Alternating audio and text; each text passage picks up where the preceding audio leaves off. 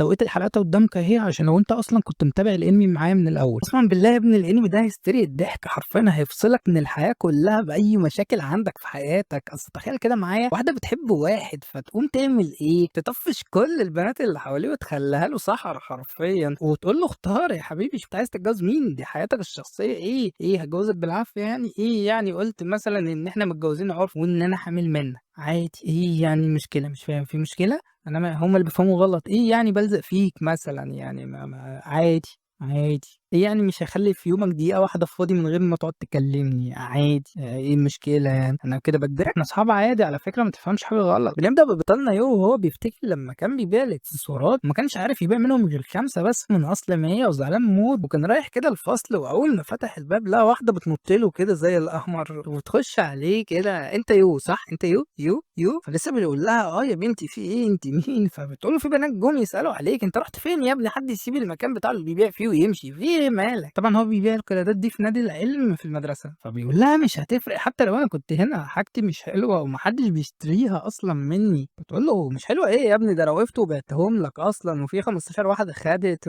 خد يا ابني، خد. وبيفرح قوي بالفلوس وبيشكرها وبيكون مكسوف قوي منها. فايه ده؟ ايه ده انت مكسوف مني يا بت؟ وصحيح كده، وصحيح كنت نفسي اسالك: انت عايز تبيع حوالي 100 واحده ليه؟ هو انت بتحاول تقفل التارجت يلا ولا ايه؟ وبيقول لها: انت مالك اصلا؟ يعني ما هتفرق معاكي في ايه؟ فهي بتلزق فيه وبتقول له: لا انت هتقول لي، هتقول لي انا سالتك، يا اسطى انا سالتك. وهو الله يخرب بيت ام اللزقه اللي انت فيها دي. وبيعرفها ان هو كان نفسه يفتح محل، بس ابوه وامه عرضوا حاجه زي كده وقالوا له: لو عرفت تبيع 100 قطعه اعمل اللي انت عايزه وبراحتك. فهو خدها عند عشان يعمل المحل بتاعه، وبتضحك عليه قوي وبتقول له: ما طبيعي يا ابني، ما اصل الحاجات دي بتاعت البنات وانت عيل. ايه يا اسطى؟ ايه مش حاجتك دي؟ فيوبي بيتعصب عليها قوي: انت مال امك يا بنتي؟ انت مالك اصلا؟ وبعدين انت مين اصلا؟ وبتقول له: سيبك بس مني، هو فاضل كام واحده؟ فبيقول لها: 68. فبتقول له: اه تمام، ما تشغلش بالك، انا انوز وما تخافش، انا هبيع لك كل حاجه وما تشغلش انت بالك. وبتلبس كميه كده منهم وتتصور بيهم وتنزلهم على مواقع على النت، وفعلا بيتباع في خلال يوم واحد. بنشوف ان المجوهرات طلعت ترند كده مره واحده، والكل بيسأل عليها وكل عايز يشتريها. وبنرجع للواقع تاني وبنشوف بيصنع المجوهرات بنفسه، ان هو مش مجرد بس حته تاجر، لا ده فنان حرفيا. ومره واحده كده بتطلع عنوز لو بتحضنه كده من وراه. اوبا بقى الناس اللي بتعمل لنا جواهر، ايه ياض العظمه اللي انت بتعملها دي؟ المهم انت ما بتكلمنيش ليه؟ بقالك ساعه.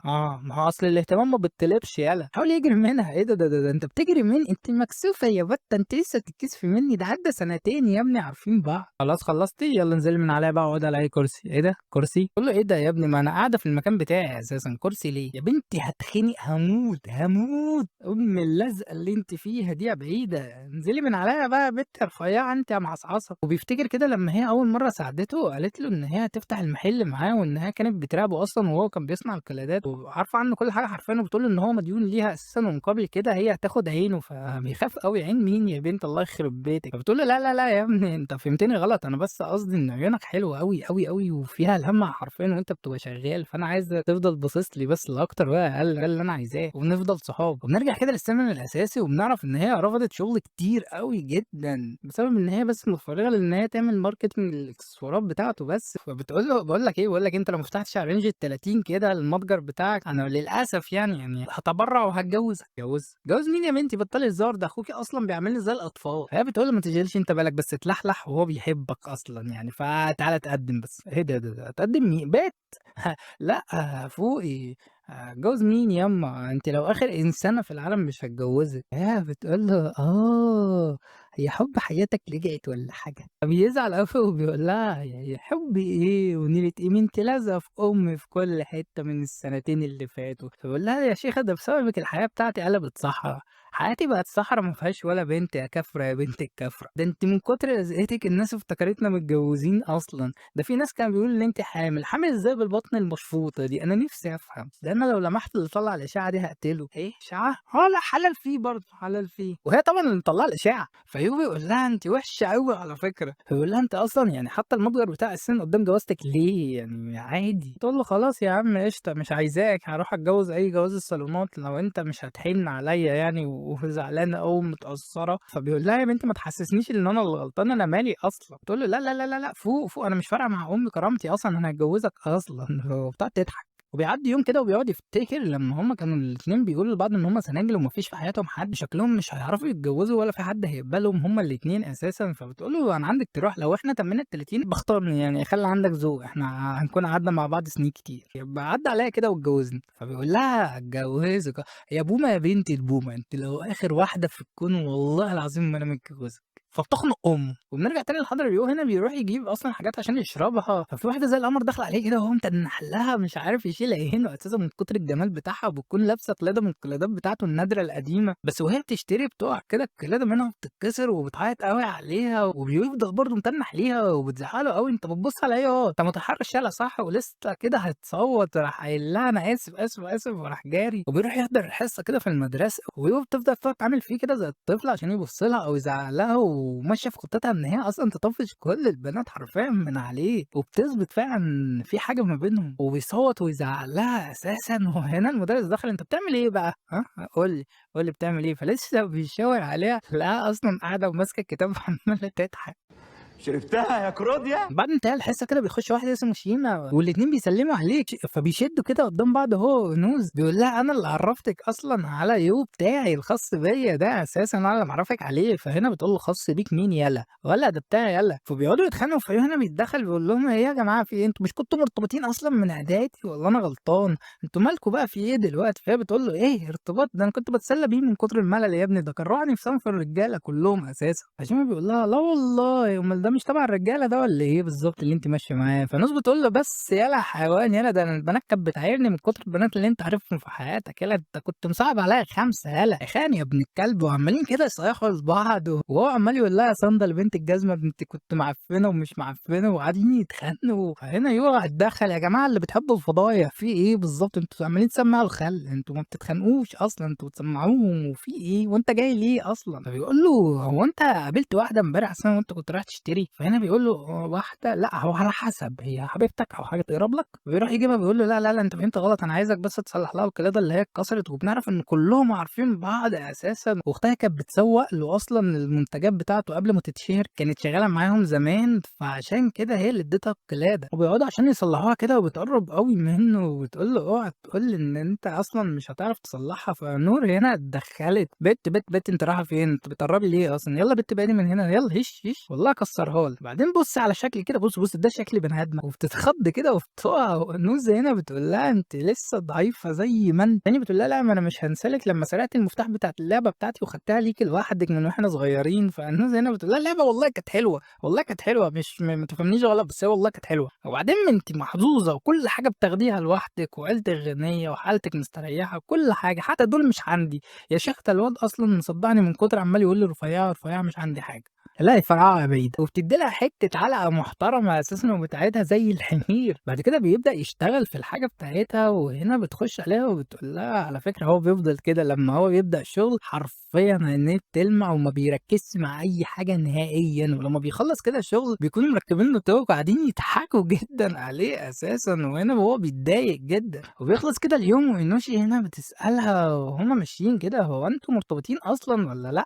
وإينوس هنا بتقول لها الله الله الله الله هو من النوع بتاعك ولا ايه؟ عايز تاخديه؟ ايه عاجبك؟ تحب اخطبهولك طيب اشتغل مأذونة؟ وإينوس هنا بتعرف ان اللي بيسمع اصلا الكلادات ده هو يو، وهي اصلا كانت مستخبيه وراه عشان تقعد تبيع له الحاجات. وبيجي اليوم اللي بعده كده وهو قاعد زعلان بيقول انا امتى هكلم بنات عيد بقى بدل اللزق بنت اللزق اللي قاعده في حياتي ومكرهه حيشتي دي. وتخش عليه اخته كده وبيتكلموا كتير كده، وفي نص الكلام بنعرف ان الكلادات بتاعته اصلا بقالها فتره شبه بعض وما بتتغيرش، وبتقول له ان انت محتاج اصلا تغير فيها شويه عشان الزباين بتاعتك تتعودوا على نفس الحاجه، وزائد إن بقى في ملل. وكمان انت محتاج تعمل زباين دائمين لان معظم الزباين اللي عندك كلهم غير بعض، واللي بيشتري منك ما بيشتريش تاني. وبعدين انت كمان محتاج تجدد حالتك بدل الزعل والكآبه اللي انت فيها دي، لازم كده تغير عشان تطلع حاجات جديده كده وتتشهر قبل ما توصل لل 30 لانك لو وصلت لل 30 وما عملتش المتجر بتاعك حرفيا هتقعد جنب ابوك وامك وتفتح لنا المتجر، عشان حرفيا لو ما عرفتش هتروح تفتح المتجر بتاع العيله اللي احنا اصلا سايبينه ده. يا ابني بقول لك ايه، ما تيجي تشتغل معانا من دلوقتي وفكك والحق اتجوز البنت البت اللي هي مرميه جنبك مش عايزه تمشي دي، وبالمره هنستفاد منها، البت بتعرف تعمل تسويق حلو يعني، بدل ما هي لازقالك في كل حته ومسيطاه، وبنعرف ان هي اصلا بتاعت مصلحتها واخوها حتى مش طايقها وبيمشي ويسيبها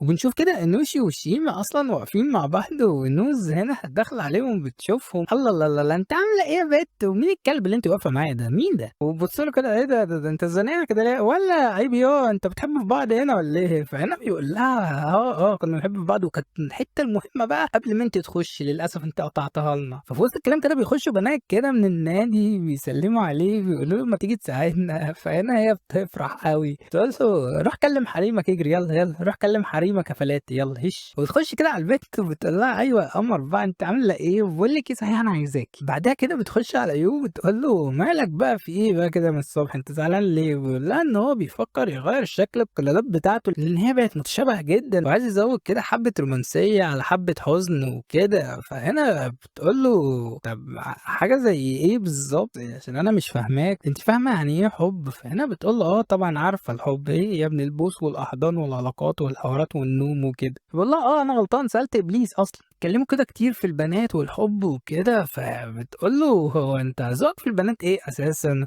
تحب الشعر الطويل ولا لا، قصير ولا لا، صدرها كبير وسطها كيرفي لا، حلوه وحشه ايه لونها، قول لي اقول لك تحب تبوس كده نمشي ايه بص مين ايه اللي دخلها في وسط الكلام اصلا، الله يخرب بيتك انت تجيب ايه. بتقول له بس انا حبيت اتاكد بس كده ان لا تكون هي عاجباك ولا حاجه، بس لو عاجباك كان ممكن اقتلها لك عادي، انا مع الديمقراطيه نهائيا حقك تختار. وبتقول له هو انت ايه ده في ايه يا ابني انت ما جربتش تبوس اي حد قبل كده، فبيقول لها لا ولا انت جربتي اصلا. فبتقول له بقول لك ايه تيجي تجرب مني انا، فهو بيقول لا لا لا لا ما هفهمك، بس انا ما ببص وكده، بس حتى يوم ما هبوس بنت انت ولد يا بنتي انت واحد صاحبي اصلا، وبقول لك ايه انا بنجيت اكبر منك صباح الفل يعني شوفي لك بقى حل في الحوار ده عشان انت فلات والحوار بقى اوفر قوي. فبتقرب منه كده وتمسك ايديه، الله الله انت مش عايز تبوس يا ابني ما تبوس، فبيستسلم كده وبتقرب منه اكتر وخلاص حضر نفسه هيبوسها فبتقعد تضحك، ده انت خفيف قوي، ده انا كنت بضحك عليك اساسا مقلب يابا صباح الفل، ده انت خفيف موت، اي حد يضحك عليك هتروح، كنت بتاكد بس ان انا بنت عادي بس انت اللي اوفر. بتقول له انا عايزاك على فكره النهارده واخويا هيجي يعدي عليك، وبنعرف ان عيلتهم غنيه اصلا، واخويا بيجي له فعلا لغايه البيت وبيوصله وبكل لابس اصلا لبس تحفه حرفيا قمر الامارات. وبتقول له ايه ده يا ابن الله يخرب بيتك ايه اللي انت لابسه ده ما غيرتش ليه، فبيقول لها اخوك اصلا اللي استعجلني جدا، وبتقول له انا مش فارق معايا بس كنت عايزه البت تشوفك بشكل عدل. ويلاقي نوشي كده قدامه بيخشوا المطعم وبياكلوا، هو مستغرب قوي البت دي ايه غيرت رايها عن فكره الجواز ولا ايه، ازاي جايبه لي واحده اتعرف عليها، بس بنعرف ان الندله اساسا جايباها علشان تشتغل مكان اختها عرضيه ازياء اساسا واكسسوارات ليه، لا وكمان ايه بتقول له ان هي ممكن تصور في المحل بتاعهم بتاع الحلويات، محسسه المحل بتاع ابوها اساسا. ونوشي هنا بتتخض وبتقول لها طب استني بسال امي. بعد كده بيجربوا عليها كل انواع القلادات اساسا حرفيا، وفي نص التجارب كده بتقول له يوم ما تاخد تجرب عليها انت يا ابني انا تعب. هنا لما بيقرب منها بتتكسف، وهو كمان بيكون مركز قوي في حاجات كده. ونوز هنا بتقول له فهمت انت بتحب البنات اللي صدرها كبير، فهمت عشان كده ما كنتش معبر امي، وايه عاجباك تحب اجوزها لك. والتانيه بتمسك في رقبه امها كده يا بنتي هقتلك. بعد كده الناس بتكون واقفه معاهم وبتقول له بقول لك ايه يا اسطى ما تشخلل جيبك كده عشان اروح اجيب لكم حاجه تشربوها كده بدل ما انا قاعده زي القرد قطع كده عليكم. خانق معاها وكده وبيقول لها ايه الموقف اللي انت حاطاني فيه ده، وبتقول له ما تخافش هتعرف بس كمان شويه لما هي تحكي لك. فبيقول لها تحكي لي ايه، وبتمشي وبتسيبه كده وبتفكر ان هي تسيبهم اصلا يحبوا بعض وتنسحب هي من العلاقه دي وهتشوف هو فعلا هو عايز مين بالظبط. بيقعدوا يختاروا الازهار كده، بيقول لها انت عايزه تحطي الازهار دي فين، لو على اللبس وكده والقميص اللي انت لابساه ممكن نحتاج زهره كبيره علشان اصلا هم كبار قوي. انا بتكلم على الاكتاف، اكتاف مش حاجه تانية، هم كبار برضه بس انا بتكلم على الاكتاف فمنيش غلط. بنعرف ان هو خبير جدا في الزهور وفعلا بيختار لها اصلا زهور من احسن الانواع، وبتساله اصلا انت بتحب الزهور دي اصلا من امتى وليه وايه الموقف اللي حصل لك، وما بيرضوش يجاوبها وبيتوه في الكلام. فبتمسك الكم بتاعه لا هتقول لي يا اسطى هتقول لي لا هتقول لي. بيحكي لها كده لما هو كان لوحده وهو صغير في حديقه زهور كان لها طفله كده عماله تعيط ومش لاقيه اهلها، فخدها وفضلوا يدوروا على اهلها ووصلها ليهم فعلا. مقابل ده اديته ورده من اللي معاها وبتقول له الورده اللي هي اديتها لك دي كانت حمراء وكانت بين ودانها صح، وبيقول لها ايه ده هو انت بيعرف ان هي اصلا حب الطفوله بتاعه اصلا. وطبعا الاتنين اصلا كانوا حاكيين الموقف ده لانوز، وقالت لما تشوفهم هيعملوا ايه لما تعرفهم على بعض، وسابت المشروبات بتاعتهم ومشيت. وبعد ما اليوم انتهى الاتنين خدوا ارقام بعض، وانوز هنا بتكون زعلانه قوي ومش عارفين اصلا هي زعلانه ليه، مع انها اصلا هي اللي عرفتهم على بعض، وفي نفس الوقت كانت مستنيه ان هو ما يقربش منها ويرجع لها ولا ايه بالظبط مش فاهمين. وبتبدا الحلقه الثالثه الاحلى انمي اصلا في الموسم، وانصحك ترجع تتفرج على اول حلقتين لو ما اتفرجتش عليهم. وبنشوف ان يوم ما عرفش ينام اساسا اليومين اللي فاتوا عشان معجب اصلا بانوشي. وكمان البت انوز ما بتردش على الرسائل بتاعتها نهائيا خالص، مع انها هي اللي مظبطه الموضوع. وهو مستغرب قوي هي اتخلت عن الفكره بتاعت الجواز اساسا ولا ايه. وبنعرف ان انوز كده كانت بتديها الرسائل بتاعته بطريقه مستفزه، ولما الاجازه خلصت كده بيروح المدرسه وبيلاقي انوز هناك بتسلم عليه، وهو بيحاول يقرب منها ويقول لها مالك يا بنتي، فهي بتقول له مفيش حاجه بس بتبعد عنه. وهو مستغرب قوي هي بتبعد ليه طالما ما فيهاش حاجه. وبعد كده بتقول له ابعد عني يلا ولا ابعد عني بتاع 3 متر كده. هو بيقول لها انا عملت لك ايه يا بنت المجنونه، انت طول عمرك لازقه عايزانا ابعد ليه دلوقتي. وفجاه بتطلع انوشي كده وبتقول له صباح الخير، وهو يا دي المصيبه وما بيردش عليها اساسا، وهي بتعيدها تاني يا اسطى بقول لك صباح الخير ايه يا اعمى يا اعمى. ولما بيرد عليها بتتحول 360 درجه تاني وبترجع كيوتو، تقعد تقول له كده مالك في ايه. وهنا بيقول لها كنت بكلم انوس بس هي غريبه، وبيبص مش لاقيها اساسا. بتقول له ايه ده هي بتجري منك ليه كده، استنى هجيبها لك. وبتطلع كعك كده وبدفوره وبتجيبها زي كلب حرفيا. وانوس بجد والله معاكي. ولما بتروح كده بتقفشها من شعرها وبتاخدها وبتمسكها كده كلب بدفور وكعك. بعد كده بتدي يو حبه وبكون رسم عليهم قطط كده وحاجات كتير كده الله. وبتقول له دي الحاجه الوحيده اللي انا بعرف اعملها اساسا، وبتمشي. وانوز هنا بتقول له حسيت بنشوه الحب وجربتها يا اخويا، دي حتى بتنادي عليك يوكون وكون قبل يو، وبتحترمك قوي. وانت عينك ايه ما بتنزلش من عليها ولا عليهم، مركز فيهم الهي يروحوا منها بعيد، دول فيك اصلا. معلش عارف ان انا اصلا قطعت عليكم كان المفروض اسيبكم وامشي. فيو هنا بيقول لها يا بنتي احنا مش مرتبطين اصلا. وهنا بتقرب منه لاول مره وبتحط ايديها عليه كده ازاي يا جدع. وهو اخيرا قربتي ايه بقى الهبل اللي انت عماله تنيليه ده بقى وفي ايه، وانت كنت بتحاولي اصلا تبصيني من يومين ازاي دلوقتي بتحاولي تبعدي عني، وانت مجنونه يا بنتي الشيزوفرينيا دي ولا ايه بالظبط. وبعدين كده وشك احمر دلوقتي ليه، ومش هسيبك تمشي غير لما تفهميني فيه ايه.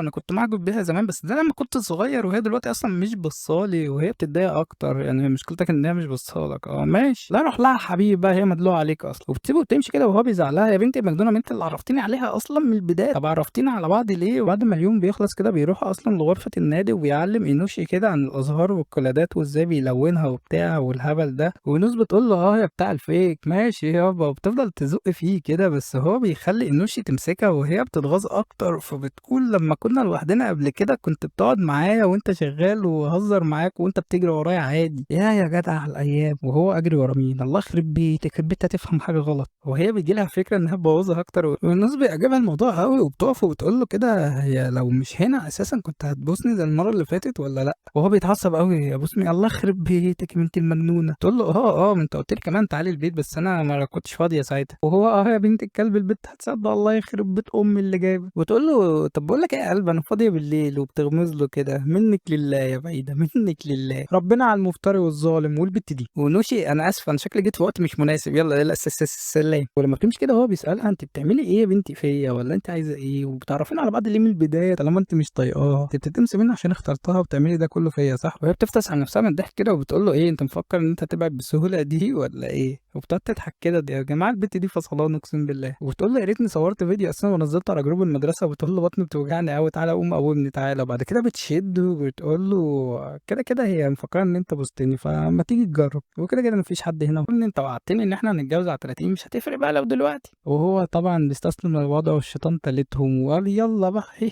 ولقاها مستسلمه ولما بيقرب منها كده بنلاقي كده في موبايل بيصور وبنكتشف كده ان هي اصلا صورته وكانت بتضحك عليه. وبتقعد تضحك تاني بنت المجنونه. وبعد ما الموقف بيعدي كده هي بتقول بصوت واطي يا ابني انا اديتك الضوء الاخضر اصلا ده انت حمار وبهيمه. ولما بيسالها كده انت بتقولي اي حاجه يا بنتي في سرك او حاجه بتغلطي فيا صح، هي بتقول تهاني عيل ضعيف الشخصيه وما بترضاش تقول له هي بتقول ايه. وهو طبعا انت بتشتميني صح، وبتمشي وتسيبه كده. وبعدها شيما بيخش عليه اخويا المفضوح بيقول لك ايه هي انوشي اعترفت بحبها ليك ولا انت اعترفت لها او حاجه. وهو حب ايه يا ابني هو اصلا ما فيش حاجه ما بيننا اساسا. وبيقول له يا ابني ده المدرسه كلها عارفه يالا انت مفضوح اصلا. وبعدين هي الكلبه بتاعتك راحت فين ده انا جايب لها حلويات اساسا. ويو هنا بيقول له ما تتكلمش على صديقه طفولتي كده يا ابني ما تتكلمش عليها لاحظ ان هي يعني تبعي. وهو بيقول له طب ما كانت حبيبتي يا ابني. يو بيقول له ما انا عارف، وعشان كده هي مش عارفه تنساك اساسا. والتاني بيقول له انت اعمى يا ابني ولا ايه؟ ما شكلها بتحب واحد مغفل مش فاهم اي حاجه اهو دلوقتي، ومن الواضح اصلا ان ذوقها زباله. فيو بيقول له اه صح ذوقها زباله، عشان كده كانت اختارتك قبل كده. ويجي اليوم اللي بعده كده وبيقعد يلون الازهار وبيعلمهم وبيوريهم ان زهره التوليب اللي هو بيعملها، وبيقول لهم كل حاجه عن الازهار. والتانيه بتطبل له وبتقول له دول جمال قوي. ونص بطل تطبيل بقى، بطل تطبيل بقى، ما احنا عارفين ان هي زهره عاديه وملونه، ما كان ممكن يروح يجيبها من مشتل ولا حديقه عاديه خالص. يلا يلا اشتروت الواد حار ونار في جتة وبتتكسف كده. وبعديها بيبدا الشغل بقى بجد، وبيقعدوا يصوروها عشان الاكسسوارات، وان هي اصلا موديل. ونوز هنا بتقول له بقول لك ايه، انت مش عايز فيو تبيع اكتر؟ ما تخليها كده تفك القميص ده شويه علشان نجيب مشاهدات. وطبعا هي عايزه تعرف هو بيغير عليها ولا لا. بتقول له خلاص خلاص، وبتروح كده تشوشها في ودانها وبتقول لها على اوضاع عشان تتصور بيها وكده. وبعد ما بتتصور بنعرف ان هي قالت لها حاجات غريبه في الموضوع بس مش عارفينها، وبتكون متعصبه منها قوي. وبتقول هو انت عملت كده مع الواد ده؟ بتقول لها لا لا لا بهزر، وبتمسك الكوس عشان تضربها. وبعد كده بيتفقوا ان هم هيعيدوا التصوير كمان اليوم اللي بعده. ولما هم كانوا ماشيين يو بيسالها انت قلت لي ايه في ودانها يا بت؟ بتقول له لا لما تكبر هقول لك، وبعدين ده سر. انت خلاص استقريت على زهره التوليب ولا ايه بالظبط؟ بقول لها اه عشان الزهره دي لما حد بيهديها لحد بيعتبر اعتراف بالحب في وسط العالم كله، وبالذات في اليابان ده رمز عندهم فعلا. بتقف للحظه كده وبتقول له بقول لك ايه ما تعمل لي واحده تديها لي. وبيقول لها ليه يا بنتي؟ وبعد كده بتقول له لا ده عشان بس لما اقع في الحب بديها لحبيبي وكده. فهنا هو بيفهم قصدها وبيعرف ان هي مستنيه الزهره دي منه او الفكره دي منه. فهنا بيقول لها لا احنا اصحاب على فكره، واكيد مش هديكي حاجه زي كده. وهي بتزعل الموت بس بتتدرج الموقف وبتهدي اعصابها. البت دي بتهدي اعصابها في ثانيه اساسا وبتقول له اه خلاص عادي قشطه مش عايزاها اصلا كنت بهزر معاك. وطبعا هي بتكون متضايقه لما بتروح. بنعرف ان هي جايبه اخرها وان هي كان نفسها الواد يحبها، وبنعرف ان هي كانت بتعرف بس من فكره الحب بالهزار اللي هي بتعمله. وان هي لما عرفتهم على بعض كانت مستنياه ان هو اللي يرفضها ويرجع يحبها هي تاني ويقرب منها. بس اللي حصل العكس، ان هو قرب منها بسرعه قوي. وبعد كده يوبي يعمل حفله صغيره كده ما بينهم وما بين بعض عشان يعرض الاكسسوارات عليهم. وشيما هنا بيقول له يا ابني المكان ده غالي الله يخرب بيتك شكله غالي. والنوز هنا بتقول له اسكت يا اسكت يا انت ايه اللي جابك اصلا ده؟ لولا يو ان هو اصلا جابك انا ما كنتش هعبر امك. ويوريهم كده التحفه الفنيه بتاعته وهي دبوس شعر على شكل ورده توليب مفتوحه، وفعلا قمر والله العظيم يا ابني. ولسه هيديها لانوش عشان تلبسها وتتصور بيها. ونوز هنا الله يخرب بيت الغيره يا جدع قامت وقعدت تصورها وبتقول له اديها لي بس كده يومين قبل ما تعرضها علشان اعمل عليها حبه تصوير وانشرها على الصفحات وكده. وشيما هنا بيفهم ان هي مش عايزاها تاخدها. وبعد كده بيقول ليو ما تلبسها لها يا اسطى على طول انت بايدك الحلوه دي. وبتكون مكسوفه قوي بس لما بيلبسها نوز بتحاول تخف دمها تاني وبتعمل ان هي مكسوفه. وشيما هنا بيقول كان المفروض على فكره الحوار ده يحصل على انفراد مش قدامنا كده. ونوشي بيقول ليو كده البت دي قمر جدا ونصيحه مني تكملوا مع بعض دايما وتخليها عروسه الازياء والاساسيه بتاعتك ومفيش غيرها وما تسيبهاش. وهي بتوافق على طول. ونوز هنا بتجيب اخرها خالص وبتخبط بايديها في الترابيزه وبتقول والله العظيم ما هيحصل. بس لما حست ان الحوار هبل منها بتحاول تلحق نفسها كده في الكلام وبتقول قصدي لا.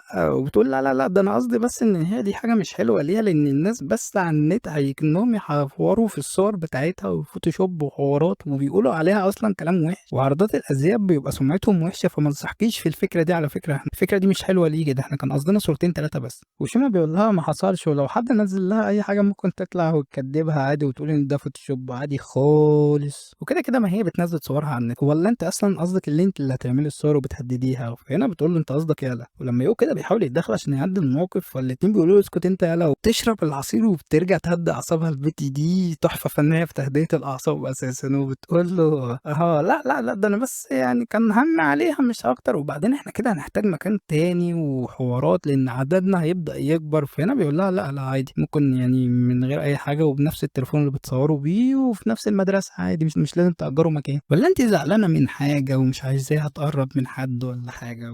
وبعد كده بتزعل قوي بس بتقول له لا عايز عادي في ايه يعني. وبتكلم يو بتقول له احنا على فكره لازم نجدد العرضات الازياء وانت مش قلت لي ان انت بتحب التجديد وعايز تجدد عشان تبيع اكتر؟ وجه واحد مش هيبقى لطيف بالنسبه لنا. بس هو بيقول لها انا شايف ان هي جميله وهتجيب مع الناس على فكره عادي خالص. بيقول لها انت متغيره ليه اصلا بقالك فتره؟ على فكره الحوار ده ممل ووحش ومش هعرف استحمله تاني منك. وهي بتتصدم من الكلام قوي أوي، وتمسك كده الشنطة بتاعتها وبتقلِّب فيها، فهو فاكرها إن هي هتمشي، فهي بتقول له: "لأ، لأ أمشي إيه، ده أنا بادوّر على العصير بس كان في واحد هنا." فهنا بيقول لها: "على فكرة أنت ادّيته لي وإحنا في المدرسة، أنت نسيت؟" فهي بتقول له: "لأ والله أنا كده جِبت آخري خلاص، أنا باحاول." راحت جايبة كوباية المَيّة وراميها عليه، بتقول له: "خلاص بقى أنا جِبت آخري، أنا عمّالة أدادي في أمك وأحب في أمك، ولأ بقى أقول لك حاجة ولا." وتعض الشاليمو كده وبترميه في وش أمه، "مش عايزة أعرفك تاني، أقول لك حاجة ما تكلمنيش تاني وهاعمل لك بلوك." يالّا بقى، وهو بيتصدم صدمة عمره إن هو مش طايق النوس أصلًا ولا طايق الطريقة بتاعتها الجديدة اللي هي عمّالة تعامله بيها، كده دلوقتي بيجيب عصير كده وبيفكر هي كانت متضايقة ليه، ما هي أصلًا اللي جابتها لي وعرّفتني عليها من الأول أصلًا، والمكنة أصلًا بتسحب منه 2 عصير بالغلط وبتحاسبه على 2 وبيقعد زعلان وبيقعدوا كده بعديها جنب بعض والاتنين متضايقين أوي، وهي فرحانة أوي إن هو متغاظ وبتقول أكيد، أكيد عامل كده بس عشان يفكرني إن هو مش مهتم بيّا وإن هو دلوقتي قاعد بيحبني أساسًا ونِفْسه يعترف لي بعد اللي أنا عملته فيه أساسًا، ما تعرفش أصلًا إن هو زعلان إن المكنة أساسًا سحبت منه حق 2 عصير، وهو بيقول والله العظيم لاجيبِك زي الكلبة لغاية عندي أساسًا، بيفتح كده كيس شيبسي بالشطة وهو عارف طبعًا إن هي بتموت فيه وتموت في حاجة اسمها شطة وأي حاجة حلويات أساسًا، وبياكل كده وبيقول أنا مش هاعرف آكل لوحدي على فكرة يا جماعة، لو حد عايز ييجي ياكل معايا، بيقول قدّام الفصل كله، لكن أنا ما باكلش الحامي أوي يعني، لو حد هنا بيحب الحامي ممكن ييجي ياكله، ويلاقيها زعلانة أكتر أساسًا ونِفْسها فيه ومش هتقدر أصلًا تتكلم ولا تقول له أي حاجة، وبيقول لها: "الله أنتِ زعلانة ليه دلوقتي طيب؟" وبتبُص كده الناحية التانية وهو بيتغاظ أكتر علشان بتتجاهله، وهو بيقول: "ماشي، ماشي." شكلنا أصلًا مش هنعرف نفتح المحل أساسًا اللي إحنا كنا عايزين نفتحه، وهي بتعيط أكتر وقدّام الفصل كله، وكله بيبُص له كده، إيه أصلًا تحقير أوي كده ليه؟ مش للدرجة دي مهما هي عملت، ده البت بتعشقك أساسًا، وهو أصلًا اللي باين اللي هو اللي بيتنمر وبيرخم عليها مش العكس، مع إنها دايمًا كانت العكس، وهنا بيقول لهم: "والله العظيم يا جماعة بتمثل عليكم، أقسم بالله دي دموع تماسيح أساسًا، دي كلبة وما تسواش." وهو بيزعق كده بيبُص كده في الموبايل بتاعه لأن الموبايلين أساسًا متصلين في الواتساب وفي الإنستا وفي كل حاجة، بيلاقي كده إن في رسالة جاية لها هي عشان التليفونين أساسًا متصلين، بيبُص كده على الرسالة وبيعرف إن هي هتروح لطوكيو علشان أساسًا مقدمة في شغل هناك في شركة إعلانات، وبيزعق لها كده أنتِ هتنضمي للقاء أساسًا وتمشي وتسيبينا، وبتقعد تضحك عليه أساسًا وبتجري، وبنعرف إن هي فعلًا كانت دموع تماسيح وبنت الكدابة، وهو بيجري وراها كده ما بيلحقهاش وبيقابل إينوشي وبتقول له إن أصلًا إينوس بعتت لها رسالة إن هي هتمشي وهتروح لطوكيو وهتسيب لها أصلًا يو تشبع بأمه، بتكون زعلانة أوي إن هي السبب وبتقول له أنا مستحيل أشارك في حاجة زي كده، وبيقول لها كده عايزين نجيبها بس كده بأي طريقة ونفهم منها في إيه، وهي بتطلّع كعك وبتقول له ما تخافش أنا هاجيب الكلبة دي لغاية عندنا، وهو بيقول لها يالّا وأنا معاكِ ومعايا العصير كمان يالّا، وبيحطوا لها كده الحاجة وبيستنوها زي ما يكونوا بيصطادوا أساسًا، وهي بتكون شايفاهم وبتقول لهم أكيد، أكيد يعني مش هاروح آخدها، وبتروح تاخدها زي الكلبة لإن هي أساسًا بتعشق حاجة اسمها حلويات، عبيط يا جماعة وهو بيقول لها طالما أنتِ أصلًا نِفْسِك إن أنا أعبّرِك بتتجاهليني ليه من الأول؟ وهي بتقول له أنا؟ روح يالّا شوف لك كلبة تعبّرك، وبتمشي وبتسيبه كده وهو بيجري وراها بيقول لها أنتِ زعلانة عشان أنا خليتها أساسًا العريضة الأساسية بتاعتي؟ وهي بتقول له إيه؟ أنا هازعل منها ليه؟ ما تتفلي أنت وهي بتدّي له بالقلم، حلال فيه الصراحة هو غبي ده بينافس لوفي أساسًا على الغباء، فبيقول لها كده والله أنتِ بتضربيني كده فجأة من غير ما أعمل لِك أي حاجة، وبعدين عايزة تمشي وتبعدي ليه؟ ما خليتيني ليه أتعود عليكِ من الأول أصلًا، وقرّبتِ مني بسرعة جدًا ليه؟ إيه أنتِ كنتِ مفكراني لعبة أصلًا تلعبي بيها ولمّا تتضايقي منها شوية بترميها خلاص، لمّا خلاص اتسليتِ وعملتِ كل حاجة وبتتخانقي كده معاه وهي بتزقه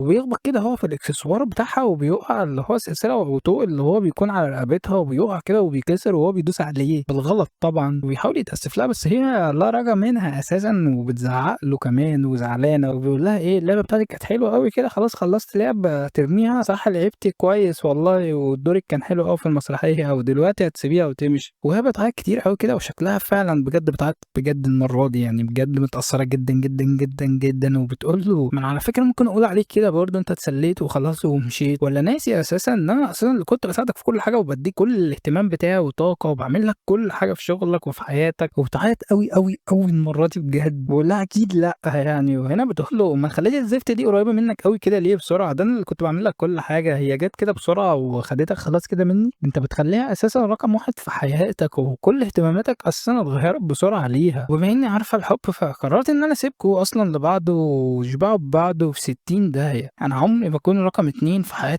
أي حد مهما كان مين، والله حاسس إن هو على مسلسل تركي أصلًا، ونوش كده بتبعت شيماء يطمن على الولا يو، ويو هنا بيقول له أنت ليه أصلًا طلبت من الأول إن هي تكون العارضة الأساسية مع إنك عارف إن هي هتتضايق وأنت كنت عارفها أكتر مني قبل كده، أكيد أنت ما بتحبش شغلي أوي كده يعني علشان عايز تشهره بسرعة وشايفها إن هي موديل حلو، بيقول له ما تجيش عليَّ أوي كده وتلومني أنت أصلًا كنت موافق بالحوار أساسًا من الأول وأنت اللي كنت بتهمش النوز أساسًا من حياتك مش أنا اللي جيت بوظتها، وهنا بيقول له دي أقرب حد بيرد ليا اساسا، وشيماء هنا بيقول له لا والله، امال مش عارف تكلمها ليه وعمال تجري وراها في المدرسه والمدرسه كلها عارفه اساسا. وعلى فكره انت لازم تختار حد ما بينهم، انا جاي بس افهمك ان انت هتخسر الاتنين في الاخر، فحاول تختار حد يا ده يا ده. انا مش هنكر لك ان كان في البدايه كنت متغاظ اصلا من انوز، وكنت بحاول اخد حقي منها على اللي هي عملته فيها زمان، بس الصراحه صديقه عمري اللي هي اساسا نوشي زعلانه قوي دلوقتي وشايفه ان هي السبب وهخسرها هي كمان. فالصراحه قررت ان انا احاول احل الموضوع يعني، وعلشان كده بس انا جيت اتكلمت معاك، ولازم تختار واحده ما بينهم زي ما قلت لك. وبيجي بالليل كده بيقول لها هي الرساله دي كانت صح اساسا ولا انت اللي عاملاها ولا انت رايحه فعلا ومسافره؟ وبتقول له مسافره علشان اكتشف قيمتي بدل ما انا اصلا شغاله عندك وما بعملش اي حاجه وما بنكبرش. فانا قلت اروح بس عشان اكبر. وايه انت نسيت ان انا شغاله في التسويق الالكتروني ولا ايه؟ هي اشك انك هتفهم انا اللي شايله الشغل ده اساسا ما تعرفش يعني ايه تسويق. ويفتكر كده ايام لما كانوا مع بعض اساسا وان هي كانت بتعمل له كل حاجه فعلا، وبيقول لها كده ممكن تلغي الموضوع ده. فهي بتقول له لا طيب هرجع لك طيب واعتذر لك واعمل لك اي حاجه، وبيبعت لها كده ستيكر بتاع قطه بتعيط، بس هي ما بتردش اساسا وبتحاول كده تنام بس ما بتعرفش، وبتفوق كده وبتضرب القطه بتاعت القطن بتاعتها اساسا. البت دي شريره قوي يا جماعه، وبترجع كده لوضعها في 360 درجه ولا كأن حاجه حصلت. انا هخليه برضه يعتذر لي ويجيب لي واحده بدل اللي كسرها ابن الجزمه ده ويترجاني ويقعد يعيط قدام الناس كلها، وخليه كمان يتضرب على البوس عشان ما بيعرفش. الواد ده فاشل وضعيف الشخصيه اساسا. هو بيجي كده تاني يوم، بس المشكله هنا ان هو بيديها هو كمان. ايه ده اللي حصل له؟ فبتوزع زعلانه قوي جدا. وايه ده هو محتاج طيب وقت عشان يعتذر لي؟ ماشي هسامحه برضه، انا افورتها معاه عادي. وبترجع كده البيت وبتقول اكيد اكيد هيجي لي في اليوم بتاع الاجازه بتاع الاسبوع اللي هو العطله الاسبوعيه اكيد. والليل كده بيجي وبرضه مفيش اي حاجه، وهي لسه لا هو بس يعني ندمان، بس يعني جاي على كرامته شويه، فاكيد شويه وهيجي لي انا هسامحه برضه. بتقول كده لما افتح كده الانستا بتاعه او الفيس وتشوف كده ان مش اساسا متصوره معاه ومنزله الصور وبايس كريم كمان، وبتتغاظ اكتر وتروح كده تروي الزرع اساسا وبتعيط اكتر، وتسيب كده السكن بتاعها وبترجع لبيتها وبتقابل اخوها هناك. وطبعا بما انها اكتر واحده مفجوعه في الحياه فبتروح على طول على الاكل، انتوا عاملين اكل ايه؟ وتروح كده تظبط الاكل، وهو بيقول لها انت شكلك اصلا ما كلمتيش يو بقالك اسبوع او اكتر صح؟ اصل باين عليكي قوي السكينه بتقع منها. وبيقول لها لا باين قوي. ولما بيعرف الموضوع كده بيزعق لها قوي، يعني انت اساسا خططتي انك تبعدي عنه وقلت له انك هتبعدي عنه، لما حاول يرجع لك وحاول يكلمك اتجاهلتيه وضربتيه بالقلم كمان وفي المدرسه، ولما اتحايل عليكي كمان على الواتساب ما ردتيش عليه، واستنيتي كمان منه ان هو يعمل ايه، واستنيتي كمان منه ان هو يجي يتحايل عليكي ليه يا امك. بقول لها ما تنسيش قوي اللي حصل من سنتين، انت مدينه ليا بعمرك كله اساسا باللي انا عملته لك اساسا انت ويو من سنتين، لما اصلا رحت اتحايلت على البيت اخت انوشي اساسا وتوسلت لها علشان تقبل ان انا عندكم اساسا، وكمان عرضت العيله كلها وعرضتيني ومحدش فينا كان عايزك اصلا ليو. لا وجايه بعد ده كله تهزري وتقولي لا انت عبيطه يا بنت، ده خلتني اعمل لها حاجات كتير، ده انا ركعت لها وعيطت لها وكمان كنت بلحس لها دي نتخطى الحته دي علشان هتأفور منهم ان احنا عالم محترمه. وبيكمل كده انا ما كنتش متحمل الذل اللي كان فيا ساعتها، وكنت بعمل كل ده عشان انت جيتي لي عيطتي لي وقلت لي لازم تعمل كده علشان يو. وايه بعد ده كله جايه تقولي لي ان انت عايزه تسيبيه؟ ومسكها كده يا بت، انت كنت بتلعبي بالولا وبيا وبينا كلنا صح؟ كل ده علشان بس كنت حاسه بحبه ملل يعني، كنت بتتسلي بيه فعلا؟ وبتقول له كان في الاول بس والله العظيم حبيته بعد كده. وهو بيقول لها ايه هي روح امك حبيتيه؟ كنت بتلعبي بينا في الاول؟ ولا ايه الاهم عندك بس الاول كده، هو الحب ولا انك تلعبي بيه ولا انك تخليه لنفسك ولا ايه بالظبط؟ انت بس كان عندك حب وامتلاك للحاجه وكنت عايزه تمتلكي ليكي لوحدك، وفي نفس الوقت مش هتتجوزي ومش هتحبيه ومفيش اي حاجه، انت عايزاه يقعد جنبك بس. لا وكمان ايه انت اللي عرفتيه على البيت، والايه الاخت اكتر حد بكرهه في حياتي، بنت الجزمه اللي خلتنا الحس على فكره يا جماعه يلحس كعبها ما فيهاش حاجه يعني، والتراب بتاع رجليها والجو ده يعني نزلته الصراحه عشان ما حدش بس يفهم غلط، لان حسيت وانا بسجل انها تتشم يلحس حاجه تانية خالص. صفوا النيه بقى. وبيكمل كده بيقول لها اعملي اللي انت عايزاه، بس انا بس كان صعبان عليا ان انت خسرت عيلتك وخسرت كل حاجه وكمان هتخسريه هو كمان، يعني حاولي تاخدي حاجه من الاثنين. وبيجي كده اليوم اللي بعده، بس المشكله هنا ان هو اللي بيتجاهلها جدا جدا جدا، وتبعت له كده رساله بعد الحصه وبتقول له ان هي عايزه تقابله. فهنا بيقول لها خلاص تعالي لي عند غرفه العلوم بتاعه النادي، وبتروح له كده وبتحاول تعتذر له، بس الكبرياء عندها كبير قوي قوي قوي مع اني مش شايفها غلطانه قوي. المهم كده بتقول له بخصوص الوكاله بتاعه طوكيو وما بتعرفش اصلا تكمل والكبرياء عندها عالي قوي، وبيقول لها كده عايزه اديكي حاجه، وبيديها كده الجواب بالغلط بتاع تحويل المدرسه، ومش عارفين هنا هو بالغلط ولا هو كان قاصدها. وبنعرف كده ان هو اصلا عايز يحول من المدرسه اللي هو فيها فيها المدرسة في طوكيو علشان يفضل معاها، وكمان هيسيب الشغل بتاع الإكسسوارات علشان هو السبب اللي عمل كل اللي ما بينهم ده أساسًا، وإن هو يشتغل أي شغلانة عادية. فهنا ما بتنتش منه الجواب أوي كده بسرعة، وبتقول له يالّا هِش هِش كده مش هاروح، وبيقرب منها أوي. إزاي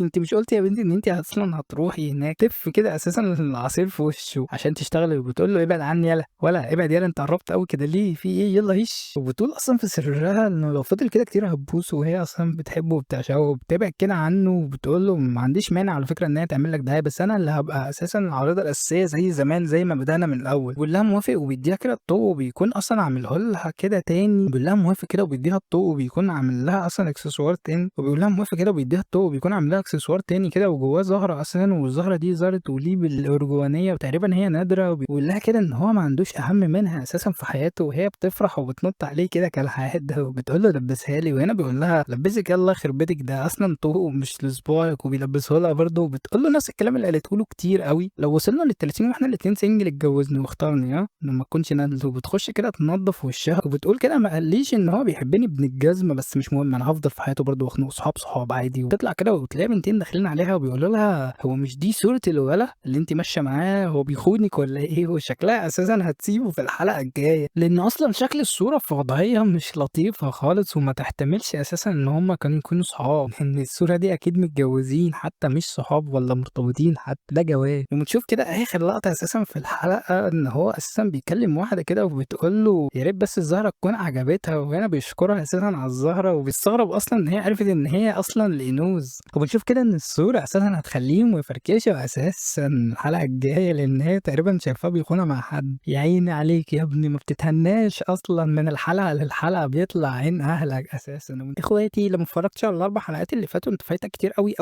أوي على فكرة. أنت هنا كده في المرة اللي فاتت لما نور شافت حاجة غريبة كده في التليفون واتخضت جدًا منها. ويلا بقى نخش من غير تمطيط نشوف كده المصيبة اللي مستنية عمك يو. وبتبتدي كده الحلقة معانا وإن عمك يو كده بيرسم زهرة غريبة كده، وبيقول أنا طول عمري أساسًا باحب أي حاجة زي القوس قزح والقلادات والحاجات دي، أنا دايمًا غريب من وأنا صغير. وطبعًا الكلام ده حصل من سنتين، وبيكمل كده كلام: أنا عايز أزرع أصلًا الزهور في المحل بتاعي، اللي هو المتجر اللي هو شكله أمه مش هيفتحه أصلًا ولا هيتنيل على عين أهله. وبنشوف كده نوس بتقول له أنت جاي ليه؟ أكيد ما استحملتش تقعد من غيري، بتحبني صح؟ والكلام ده طبعًا قدام الفصل كله. أنا عرفت إزاي هي بدأت تفضح أمه في المدرسة، وطلعت عليه سمعة زي الزفت، وإن هُم بيعملوا حاجات كده سيكو سيكو كده مع بعض، والناس كلها خلاص اقتنعت. ما خلاص ما قدامهم أهو. قسمًا بالله الواد ده غلبان أوي، وبتكمل كده كلام قدام الفصل كله، وبتقول له أنت كنت جاي لي وبتحبني وبتموت فيّا على فكرة وأنا عارفة، مش لازم يعني تفضحنا كده قدام الناس. وبتلعب كده في وشه قدام الفصل برضه. إيه يا ابني، ده أنا لو مكانك كان زماني نطيت من الشباك أساسًا. وهو أصلًا أنتِ طلعتِ لي منين، ربنا ياخدِك يا بعيدة، ما حدش هيعبّر أمي بعد كده. وبتاخده كده وبتمشوا وهُم ماشيين كده، وهو بيقول لها بعد إذنِك أنا عايز أتغدى لوحدي وآكل لوحدي، فيالّا سلام. مرة واحدة كده بيلاقي العصير أصلًا دخل في بُقّه، أنت تشرب، اشرب ياه. وواحد كده من صحابه بيقول له، وهو تقريبًا شيما على فكرة يعني: يا اسطى تعالَ ناكل مع بعض وسيبك من العبيطة دي. هو أصلًا خايف من البت، وحتى البت اللي معاه دي خايفة منها. هي البت دي بترعب الناس هنا والّا إيه بالضبط؟ هي كانت عاملة إزاي من سنتين في الإعدادية؟ بتقول له امشي يالا بدل ما اخلّي أمك تعيط عليك هي والبت اللي جنبك دي. وبيقول لها كده في حفلة كده للكايروكي كده، ما تيجي كده معانا. وبتقول له لا أنا باحب الموسيقى بس لأ مش جاي لي مزاج. وبعدين أنت مش كنت عمّال تتحايل عليَّ امبارح في الشات أساسًا وأنا كرفت لك وطنشتك، ما بتحسش يالا والّا إيه؟ وطبعًا هي بتغيظ البت اللي جنبه أساسًا. وبعد كده سابتهم كده ولعوا في بعض كده ومشيت، وخدت يو كده وراحت: يا اسطى أنت بتتجاهلني بقى لك فترة، في حاجة والّا حاجة؟ هو أنا عملت لك حاجة؟ وهي أصلًا عمّالة تزغزغ أمه أساسًا، تقول له انجز يالا ولا عملت لك إيه، انجز يالا بطل هبل. وبيقول لها في حاجة كده اسمها صف وزمايل وفضايح، أنت عمّالة تفضحه في أمي. وهي بتقول له ما تسيبك منهم يا جدع، في إيه ناقصة هبل، إيه يعني بيقولوا كلام وحبة هبل عليه عادي وما تسترجل ياض. إيه ده ثانية واحدة، يعني هو أنتِ أصلًا عارفة إن هُم بيقولوا عليَّ حاجات وإن أنا عملت معاكِ حاجات كمان؟ يا حيوانة. وبعدين كمان عمالين يقولوا إن أنا فقير أساسًا وأنتِ غنية ومش هننفع لبعض، وإن أنا اللي باجري وراكِ، ولا أنت مهتم ليه؟ وهو بيقول لها أنا مش عايز أكون عقبة في طريقِك أساسًا، وأكيد أنتِ بتحبي حد وهياخد فكرة عنِك وحشة أوي. ففي حركة كده جريئة جدًا بتورّي له التليفون كده، وإن شيماء أصلًا عمّال يتحايل عليها بقى له شهر عشان يرتبط بيها، ومش عارفين دي إمتى بالضبط، لإن إحنا عارفين إن هي ارتبطت بيه فعلًا، بس إمتى في الأحداث دي مش عارف الصراحة. وحتى صاحبته كده مفكرة إن ينوز عايزة تاخد الواد منها أساسًا وهي كارفة له. أمّا بقى لو أنت قصدك على المجموعة اللي أنا فيها اللي هي الشعبية والهبل بقى بتاع النوادي والهبل ده، لأ ده دول عالم زبالة أساسًا، وأصلًا كلّهم أساسًا ولاد بتوع بنات، يا إما بتوع حوارات وحوارات كده هبلة ده. يا اسطى أنا باحبك أنت، لأ فعلًا قالت له كده أنا باحبك أنت وباحب عينيك أساسًا في الشغل، وطبعًا حوّرت الكلام في الآخر على الشغل، وبنسمع كده جملة غريبة ما كنتش متوقع أصلًا إن هي ممكن كانت تقولها في يوم من الأيام، وهي بتقول له إننا نفضل صحاب وعمرنا ما نبوّظ الصحاب دي بإننا نرتبط أو نحب أو كده، وإنك عمرك ما هتحبني، وهو بيوافق، وبيقول لها أنتِ أكتر شخص أصلًا قريب مني وأكتر شخص باحبه أساسًا، وطبعًا هنا كان قصده صحاب، بس هي هنا أصلًا بتكون بتسجّل له وبتسمّعه كده التسجيل وهو بيقول اللي هو بيحبها. أنا عرفت الواد ده اتفضح إزاي يا جماعة في أول حلقة، كنت مصدوم وما كنتش مصدق أساسًا إن هي فعلًا فضحته، بس فعلًا طلعت بنت جزمة، وبيزعق لها كده كالعادة وبيقول لها امسحي بقى يا بنت الجزمة اللي بتاع ده، وهي بتقول له مستحيل، مستحيل أمسحها أساسًا وبيجروا ورا بعض كده، وبتقول له إحنا هانزّله أصلًا على جروب المدرسة عشان في ناس أساسًا حتى في المجموعة بيطاردوني وعايزين يرتبطوا بيّا، فأنا هاقول لهم إن أنا مرتبطة فكده هاخلع منهم، هو بيتضايق أكتر وأنا مال أمي أساسًا ما تولعي أنتِ وهم، وبتمسك كده إيده في لقطة غريبة جدًا بتقول له إيه ده، يعني أنت أصلًا مش عايز نبين إن إحنا مرتبطين وكده، أنت عايز أصلًا نبقى مرتبطين حقيقي؟ وهو بيقول لها أنا لو باموت على فكرة عمري ما ارتبط بيكِ، يا بت هي ناقصة جنان، ده أنتِ مجنونة، روحي اتعالجي بقى. وبنسمع كده كلام الراوي اللي هو أصلًا وهو بيفكر كده بعد السنتين وبيقول أنا أساسًا وقتها إن أنا عمري ما هاقع في حبها، بس أنا دلوقتي فعلًا حبيتها، مش عارف أعمل إيه، ومستحيل إن أنا أعترف بحبي لإن إحنا أصلًا وعدنا بعض إن ما حدش هيحب التاني، وإن إحنا أصلًا ممنوع نبوظ علاقتنا ببعض أساسًا بحبة حاجات هبلة زي الحب والارتباط، وبتخش عليه كده وبتسلم عليه وهو بيبتسم كده ابتسامة مخيفة وإيه ده، إيه ده إيه الابتسامة المخيفة دي ياض أنت ناوي تعمل فيّا حاجة صح؟ محضر لي مصيبة صح؟ وبيبص كده على إيديها وبيقول لها فين الخاتم صحيح يا بت؟ وتقول له هنا هنا هنا فوق اطلع فوق، بيبص عليه كده بيقول لها تحبي أعمل لِك خاتم بقى بجد بدل الهبل اللي أنتِ عاملاه ده، وبتقول له لا، لا، لا دي أول أصلًا هدية تجيبها لي أساسًا بجد من نفسك، بدل الهدايا اللي أنا باخدها منك عافية كده بلطجة أساسًا، بتتكلم كده كتير وهو مش مركز أصلًا وبيفكر كده طب الحمد لله أساسًا إن هي ما طلبتش خاتم عشان ده هيبقى فعلًا إعلان لحبي ليها أساسًا، وبتقول له ولا اوعى تكون بتفكر في اللي أنا بافكر فيه إن أنت مفكر إن أنت مش هتجيب لي خاتم، لأ أنت هتجيبه بس دي نقرة وهذه نقرة، إيه مكسوف تجيبه أوي كده عشان بتحبني أوي، أوي صح أنت عايز تعترف لي بحبك، اعترف قُل عادي استسلم مش لازم فكك من الوعد اللي إحنا وعدناه، قُل إن أنت مستسلم وعايزنا نخرج مع بعض، هو نفسه كده يقول لها موافق بس طبعًا مستحيل يعملها، بس كده بتيجي له كده فكرة إن هو يقلدها في نفس الرخامة اللي هي بترخمها عليه وبيمسكها كده وبيقول لها لو قُلت لِك إن أنا موافق هتيجي تخرجي معايا النهارده؟ على أساس إن هُم ما بيخرجوش يعني، وهي اتكسفت أوي كده لأول مرّة وبتبُص كده حواليها يكون في ناس وشايفينهم ومش عارفة هي مكسوفة ليه أساسًا، ده كانت لازقة أساسًا وبيرجع كده في كلامه بيقول لها: "لا ما تخافيش أنا باهزر يعني." وهي بكل برود: "ماشي أنت إيه أنت مفكّرني أساسًا إن أنا هاصدّقك؟ أنت أهبل يالا." بتقول له: "روح بقى أنت عشان أنا عايزة أعمل حمام وكده." وبتروح أساسًا وبنكتشف إن هي كانت بتتبارد عليه أساسًا العصير اللي هي بتشربه ده أساسًا، وكانت هتقع أصلًا بالكلام وتقول له إن هي موافقة وبتقول كده في سرها، ما عرفتش تقول له أساسًا إن الناس عرفت إن هو اللي مُنشئ الموقع بتاع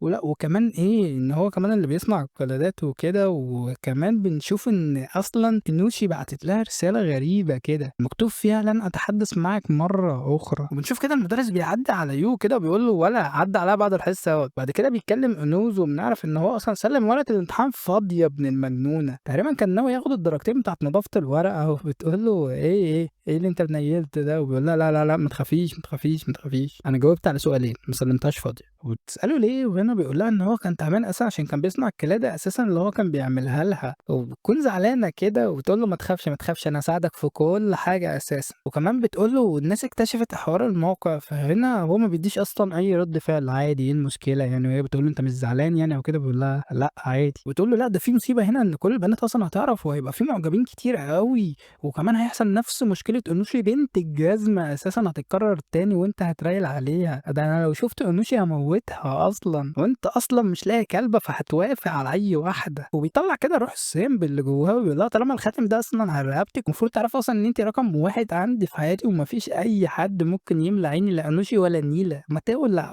أنوشي، ادّي له حتة قلم أساسًا ولا بطّل كلام التزويق بتاع الرجالة ده لا. وهو بيقول لها إيه ده هو أنا مش راجل والّا إيه؟ وبيبصوا كده بيلاقوا نوشي قدّامهم اللي عمالين يجيبوا في أمها أساسًا، وهو بيقول لها: "نوشي عاملة إيه؟ أنتِ هنا من إمتى؟" بتقول له: "ما من ساعة أمّا كانت بتصرّخ وبتقول البنات وعمّالين تجيبوا فيّا أنتم الاتنين إن هي رقم 1 وعمومًا آسفة على التطفل والهبل ده أنا ماشية." وبتمشي والنوس هنا هو حصل حاجة ما بينكم يا اسطى؟ وهنا بيقول لها: "لأ." هو أنتِ بقى حصل حاجة ما بينِك وما بينها؟ لأ برضه. وبيفكر كده في سره وبنعرف إن حصل أمور كتير ما بينهم بس هو مش قادر يحكي عشان مش هينفع يحكي لها أساسًا. اساسا ان هم كانوا متخانقين ساعتها، وهو تقريبا هبل الدنيا، وهي بتفكر كده وبتقول انا زعلانه على البيت اساسا بس عادي معتبره ان هم محتفظ بيول نفسي، عندها عقده نفسيه او شيزوفرينيا مش مفهومه بالظبط البت دي. وبعدها كده بتروح لشيما وبتقول له انت سربت ليه معلومات يو، قلت ان هو اللي صاحب الحاجات دي اساسا وان هو اللي بيصنع القلادات. وهنا بيقول لها عشان اساعد رين اساسا ان هي تهزمك وتاخد الواد منك، وتقول له انت حيوان وانت لسه ما نسيتش اللي كان ما بيننا قبل كده، انا اسفه للبت عشان البت صاحبتي فعلا وما كانش نفسي حاجه تحصل لها او تتكسر بسببي، بس يو صديق عمري وانا اللي بقالي سنتين معاه اساسا انا اولى بيه. وهنا بيقول لها انت مجنونه او حاجه، طب ما اساسا لو انت كنت عايزاه قوي كده ليه ما رحتيش معاه اصلا طوكيو وسبتكم الدنيا هنا ليه؟ هو عنده موقع وشغال والدنيا معاه حلوه وانت اصلا غنيه، ما تمشي وخلاص. بس انت انانيه مش عايزه تتخلى عن اي حاجه نهائيا، بس هو قرر يتخلى عن كل حاجه حتى اهله وعيشته وكل حاجه عشان يجي معاكي ويروح طوكيو ويمشي كده وبيسيبها، وبنشوفهم كده ماشيين مع بعض وبتقول له ان هي اصلا سالت اخوها عن اعاده الامتحان وهيساعده كتير قوي اساسا ويعمل اي حاجه. ويا اصلا انت ما جيتش صحيح البيت عندي بقالك اكتر من سنه، انت ما بتجيش ليه يالا حيوان انت، تعالى. وبتاخده كده وبتوديه وهم كده ماشيين في الطريق كده وداخلين على البيت، وحاول صفي النيه في الحاجات اللي جايه عشان ما فيش تصفيه نيه، بجد بجد بجد الباقي من الحلقه ما فيهوش تصفيه نيه، فانت صفي النيه على قد ما تقدر. وتقول له كده ان جدها اصلا في المستشفى وامها مع ابوها وهم مسافرين اساسا واخوها كمان مش في البيت. وهنا بيقول لها ايه ده وانا هنبقى لوحدي معاكي ولا ايه؟ وبيتصدم كده صدمه عمره. وبعدين ايه ده هو مش انت قلتي اصلا ان اخوكي اصلا هيساعدني؟ فهنا بتقول له لا كان وراه شغل بس ومشي وهو مش موجود دلوقتي هنا. وبتصدم اكتر اصلا، واول ما بيخش كده بتصدم ان اخوه اصلا موجود قدامه عادي خالص وبنت العبيطه بتضحك وراه. يا جماعه البت دي فصلان فصلان فصلان. بس بنعرف كده ان اخوه اصلا شغال في منصب مهم في المدينه وعايز يستغل يو الموقع بتاعه علشان يشهر المدينه بتاعته اساسا، وكمان في الاخر لو يو اتشهر فطبيعي المدينه هتتشهر معاه، وهو طبعا من رؤساء المدينه فهو اكتر حد هيستفيد. وبيقول له كده انت هتذاكر دلوقتي وبيجيب له الكتب ويشاور له عليها والنوز كده بتجري اساسا. هو انت تسيبيني ولا انت مش قلت ان انت هتساعديني في المذاكره؟ وهنا بتقول له لا مذاكره ايه، انا ما بحبش المذاكره، يلا سلام. وبيجي كده بالليل وبنعرف ان هي ظبطت له الميه بتاعه الحموم وبتقول له ان هي هتستحمى معاه كمان، وبيقول لها بجد تضحك كده التاني كالعاده. والله البت دي تستاهل اساسا احسن شخصيه انمي اساسا في 2025، كدابه. ويبص كده عليها وبيفكر كده ايه الاكسسوار اصلا اللي هيليق على اللبس ده، وهي بتبص كده ايه ده انت بتبص عليا ليه يا اسطى، في ايه انت عايز نخش معاك فعلا ولا حاجه؟ وبيقول لها لا لا لا لا، هو تقول له انا ما قلتلكش على فكره ما تبصش عادي، بص اهو يلا اتفرج. الانمي ده مش عارف قلب اتش ولا ايه، وصفي النيه يا ابن خالتي علشان اللي جاي زباله فعلا، بس صفي له النيه ومش هيطلع زباله. وهو بيقول لها لا لا لا انا عارفك وحفظت امك، انت اكيد بتكدب عليا، وبتطلع له لسانها اساسا. بيخش كده الحمام وهو اصلا مش حمام، ده ينبوع يا جماعه، ايه العيله الغنيه دي يا خال. فبتقول له كده اقلع وسيب اللبس عندك في السله وهبعت لك حد من الخدم اساسا يشيل اللبس وكل حاجه وهو يظبط لك كل حاجه. بعدها كده بيقلع ويشوف كده هيقعد على انهي كرسي، وهي بتخبط كده وبتخش مره واحده اساسا وبتقول له ايه ده يا مكار، ده كله عشان تخليني اشوفك كده؟ قلعت هدومك ليه يا بنت الجزمه، انت اللي قلتي لي اساسا، وبعدين انت عايزه ايه وداخله هنا ليه؟ بتقول لي انت اشتغلت كتير بس النهارده كده فجاي اغسل لك ظهرك اساسا. لا كده انا نفسي مش قادر اساسا اصفي النيه، بس انت حاول يعني. تقول له ما تخافش يا ابني احنا مش صحاب قريبين اساسا، ولا انت شايفني حاجه تانية ومفكر حاجه تانية؟ يا شيخه ده ابليس اساسا مبهور منك، ده هو ذات نفسه ما كانش يعرف يقنعه. هنا بيقول اكيد البت دي بتهزر كالعاده فانا هكسفها بقى المره دي، وبيقول لها موافق تعالي ويلا بقى. وهي بتتكسف كده وبتقول له خلاص ماشي استنى كده هقلع كده وهجيلك. وبتبان كده من ورا الباب فعلا ان هي فعلا بتقلع، وبيروح يقعد كده وطبعا الباب بيفتح وبتقول له اقفل عينك بقى كده عشان انا من غير لبس خالص. ولما بيغمض عينيه كده بيقول لا انا مش مستحمل أنا لازم اتفرج. اتقمصي مسا يا قلب اخوك. يا جماعه والله الانمي ده يستري الضحك اقسم بالله. بيقول له انا ما كنتش متخيل ان يحصل زي ما هي رسمت بالظبط. ويو كده بيقول له ايه ده انت مش بتغير يا اسطى على اختك والجو ده يعني مش حاسس باي حاجه غريبه؟ طيب هو بيقول له لا عادي احنا عيله وسخه مالكش انت دعوه. وبعدين دي ما يتخافش عليها يا اسطى،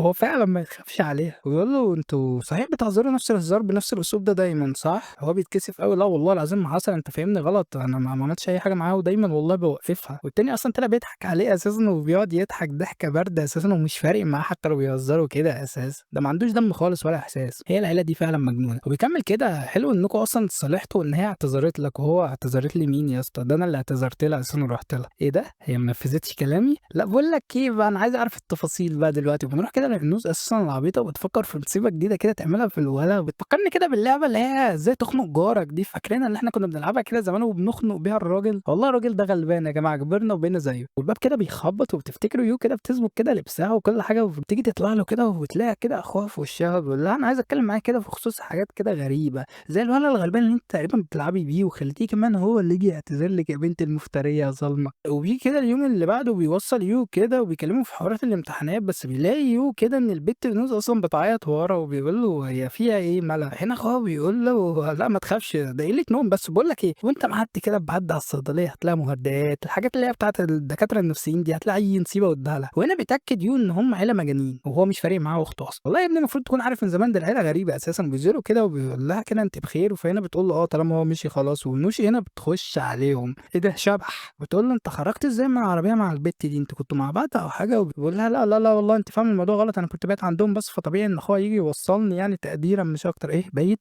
كنت بايت عندهم؟ بيقول لها لا لا لا ده كان بيساعدني بس في الدراسه ما تفهميش غلط. وبتقول له ماشي خلاص عادي، وانا برضه هبات معاك اليوم الجاي هساعدك انا بقى في الدراسه، طالما البجاحه واللزقه بقى هي اللي بتيجي معاك سكه. واخلعها بقى يلا بت انت من هنا يلا. بنعرف ان الثلاثه اصلا قرروا ان هم هيباتوا عند نوس في البيت اساسا. ويو كده بيبقى قاعد يفكر هيعمل ايه في المصيبه دي ومش عايز يبات مع البت، وبيقول كده ان نوز عيلتها مختلفه، اما البت دي ممكن اهلها يتضايقوا من ان هي هتبات بره. ونوشي كده بتبعت له كده هو المفروض اجيب ايه وانا جاي عشان ابات معاكم، اصل انا ما اعرفش وما بيتش قبل كده بره. وهو بيتضايق اكتر يعني اكيد اهلها يرفضوا. ويقول لها كده سيبك مني انا بس كده دلوقتي، امك وابوكي كده هم ما عندهمش اي مانع. وبتقول له كده امي قالت عادي على فكره فعادي. وهو كده على اخره علشان حاسس انه هيحصل مصيبه. فنوس كده بتقول للمدرس كده في واحد هنا بيتكلم في الموبايل يا استاذ، بس طبعا الاستاذ ما بياخدش باله وبتكتب له كده هو انت عايز تبات معاها قوي كده يلا يلا روح لها. بقول لها عرفت منين ان انا بكلمها اصلا؟ وبتقول له ان هي عرفت اصلا لان هي كلمتها وقالت لها، بس اخوها اصلا قال إن مستحيل اي حد من جنس العيله الوسخه دي تخش عند الشقه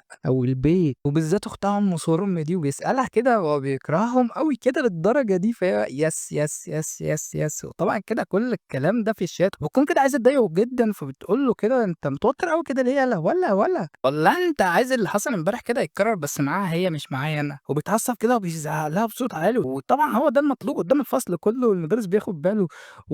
ولا يوه يعني انت بتلعب في الموبايل بتاعك وانت اصلا راسب في الامتحان وسمحت لك بعادة الاختبار اساسا، وبيفضحوا قدام الفصل كله. وهو بيعتذر له كده وهي فطسانه على نفسها من الضحك اصلا. وبعد الفصل كده بيخشوا كده عليه بنتين زي القمر جدا. هو الموقع ده بتاعك يا اسطى صح؟ احنا على فكره كنا معاك الفصل السنه اللي فاتت بس غيرنا الفصل. وبيقولوا له كده علشان كده الناس محتفظه بيك يطلبوا كده منه كل كده. بس هو بيعتذر لهم وبيقول لهم انا عندي اعاده اختبار. وهم ايه ده وانت فاشل قوي كده كنا فاكرينك ذكي. فشيما كده بياخد باله ان في بنات هنا وبيخش كده شيما ايه ده انت بتعمل ايه يا بص عامة الشعب دول حسالة يا ابني ايه ده زي مين انا؟ والتريقه كده على شيما يلا يلا نمشي يلا يلا الواد ده هيعدينا اساسا وفلاتي وبتاع نسوان. وبيقول له يو كده هما ماشيين ما تصاحبش مع الواد ده على فكره هيعديك وفلاتي. ونوش كده بتخش على نوز وبتقول لها هجيب ايه معايا كده وانا جاي البيت عندكم. فهي اصلا مش عارفه تقول لها ازاي ان اخوها اصلا مش طايقها ولا طايق صنف عيلتها بسبب اختها. ونروح كده ليو شيما يا اسطى في كلام كده جاي لي صحيح ان انت سربت معلومات عني. وشيما بيقول له حصل. ويو كده بتصدم صدمه عمره ايه ده ايه اللي انت بتقوله ده يا اسطى في ايه الصراحه دي. ويو كده بيقول له طب قشطه كده كفر عن ذنوبك بقى وساعدني ان انا اقنع اصلا انوشي ان هي ما تباتش معايا وكده. وهو بيقول له اولا بس انا مش حاسس باي ذنب نهائيا وثانيا طالما الحاجه دي هتضايق انوز انا دايس يا اسطى قشطه انا ممكن اجي بات معاكم لو حاجه زي كده هتضايقها اساسا. ويقول له ولا هو انت ليك اصلا دخل بالموضوع ده؟ وشيما بيقول له لا والله العظيم انا ماليش علاقه باي حاجه، بس الصراحه يعني تتقال ان انا قلت لها بس تبقى بجحه زي انوز عشان انوز بتاخد كل حاجه بجاحه وبتشتغل عادي وعادي قشطه يعني. وبعدين انت زعلان ليه اصلا؟ دي حاجه حلوه انك هتبات مع اتنين، ده انا يوم ما كنت مرتبط ب5 ما عرفتش ابات مع اتنين يا جدع، ده انت جاحد يا جدع. بعدين دي مشكلتك انت اللي وسخ اساسا، كنت عايز تحب اتنين يا طماع في نفس الوقت. وحتى انوش اصلا عارفه حاجه زي كده عشان اوريدي شفناك لما انت كنت في النادي انت ونوس اساسا وكنتوا اصلا فاتحين الباب والباب ما كانش مقفول. وهي حالفه الصراحه من ساعتها ان هي تنتقم منك وتطلع عينك الصراحه. وهو بيتصدم كده وشيما الف مبروك الاتنين عايزين ينتقموا منك يلا يابا افرح. وبيقابل كده نوز وتقول له احنا اتفقنا هنبات في بيتك انت عشان مستحيل طبعا نبات عشان اخويا وكده، وهو بيقول لها مستحيل، انا العيله بتاعتي محترمه اساسا، عمرها ما عملت كده، مش زي عيلتك المعفنه، وتكون عايزه تغيظه كده وتمثل له انوشي كده كانت بتعمل لها ايه، وبتقول له ده كانت بتتحايل عليا قوي قوي قوي قوي لدرجه ان هي اساسا بتقول لي والنبي والنبي والنبي انا عايزه اجرب الحوار ده معاه مره واحده. مش عارفين ايه الحوار الصراحه يعني، بس ما علينا. وبتمثل كده بطريقتها، ايه وافقتي ولا ايه؟ وبتيجي كده واحده مره واحده بتقول لها يلا عشان نروح النادي، وبنعرف كده ان هي اصلا عندها نادي بعد المدرسه، وكانت بتضحك عليه علشان بس تشوف رده هيوافق ولا لا.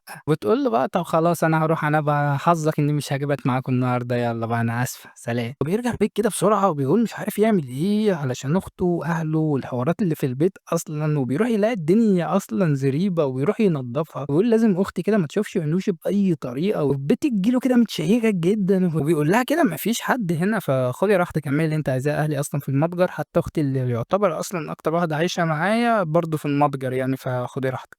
ولقينا بس المتجر ده اللي هو على أول الشارع وأنتِ جاية كده، وبيتفرّجوا كده على الأزهار اللي عنده في البيت، وبنعرف كده إن هي فعلًا جاية علشان تذاكر له، وإنها أصلًا التانية على الدفعة بتاعتهم. إيه الجمدان ده! وبيتصدم كده، ما كانش متوقع إن هي أصلًا شاطرة، وبيسألها كده أُمّال مين الأول؟ وبتقول له شيما الحيوان الأول ابن جيل. هو الواد ده بيلاقي وقت للمذاكرة والبنات منين أساسًا؟ بيحاول كده يركّز في المذاكرة، بس الفرق كده واضح جدًا بين إينوشي وإينوز. الواد ده مش عارف يركّز في حاجات هنا مش موجودة هناك أساسًا، فبيقول لها لأ أنا هاروح أجيب حاجة أشربها عشان الجو حَر ومش هننفع كده وبعد ما بيجيب الحاجة بيخش عليها كده بيلاقيها حاضنة المخدة وبتشمّها، والاتنين بيتكسفوا جدًا وبيقعدوا، ولسه كان هيفتح بُقّه ولا اوعى تفهمني غلط، والله، والله، والله، والله شميت بس ريحة مرمرية الكرز كده فأنا باحبها جدًا، فرُحت المخدة لقيتها فعلًا هي اللي بتطلّع الريحة، فعلشان كده أساسًا كنت واخداها في حضني وباشمّها، والله ما تفهمني غلط. بيقول لها عشان المعطر أصلًا اللي أنا باستخدمه بنفس الريحة زائد الشاي اللي إحنا بنستخدمه بنفس النكهة أساسًا وهُم بيحبوه أساسًا هنا، وبتاخد المخدة كده وبتشمّها تاني وبتقول له تصدق فعلًا